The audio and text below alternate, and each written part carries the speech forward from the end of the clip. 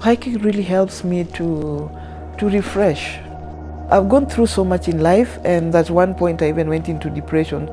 When I go hiking, all this goes away, at least for that moment.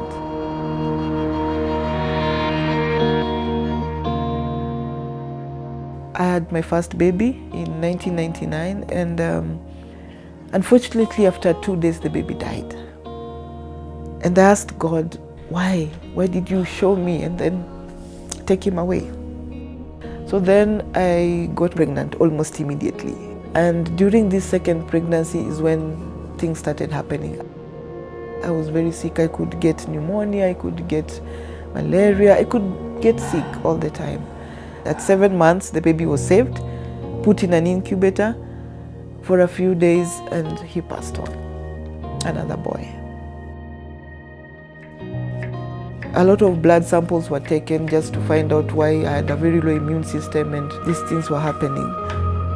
I walked into a room for my appointment and the doctor said, "Uko na ukimwi," meaning you have AIDS. There was no treatment for HIV at that time. It was like a death sentence. I was very bitter with life, I was very bitter with myself, I was very bitter with God, and one day I told him, I want to die. I will take my life.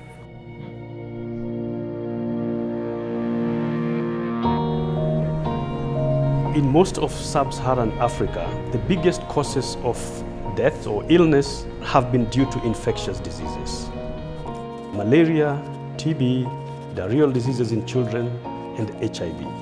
Because of that, a lot of attention in terms of resources have been directed to these diseases. NCDs, or non-communicable diseases, on the other hand, are emerging problems, increasing a lot over the last 20 years, such that now NCDs cause about 30 to 35% of mortality and 50% now of hospitalization and illness. The chances of getting an NCD if you have HIV are higher. For example, cervical cancer is as high as 6 times more likely to occur in people living with HIV. In 2007, I get bad news again. I go to the hospital in the morning and the doctor explains to us that because of your HIV status, you're exposed to the HPV, human papillomavirus, and as a result, you have stage 2 cervical cancer. The pain that I've gone through with cancer, I wouldn't wish my worst enemy to go through it. The understanding of the link between HIV and NCDs is growing day by day. One of the proposals that have been made through a lot of research by WHO and other research agencies is integration of care. In Tanzania, there are 6 sites at the moment which explores the integration of diabetes and hypertension into HIV programs.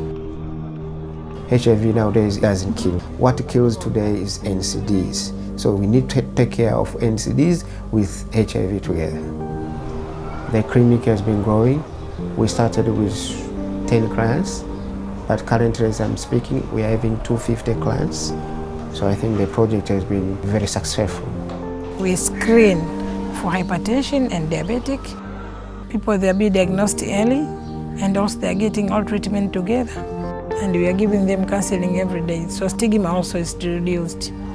NCDs continue to increase, but we have good models which we have shown that can work.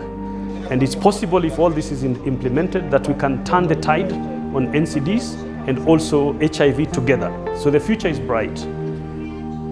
I would be very happy that before I die, I would see the integration happen. So all this put together would make a big difference.